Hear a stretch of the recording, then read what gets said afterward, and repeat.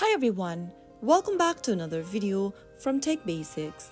In this video, we are going to be learning how to delete Metatrader 4 account on your iPhone. To delete or remove the Metatrader 4 account on an iPhone, you can simply remove the account from the app. First of all, open the Metatrader 4 application on your device and then make sure that you are inside the Codes tab. From the Codes tab, tap on the Settings button at the bottom right corner. Inside the Settings menu, tap on your account or your name at the top. Now, your current account will be displayed on the page.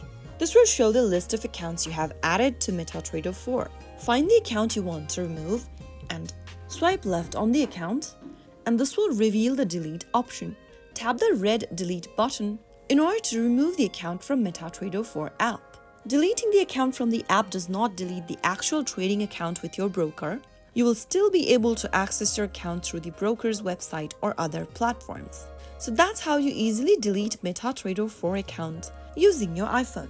I hope the video was helpful to you. If it was, make sure to give us a thumbs up and don't forget to subscribe to Tech Basics for more Metatrader 4 tips and tricks. I will be back again in the next video. Thank you for watching.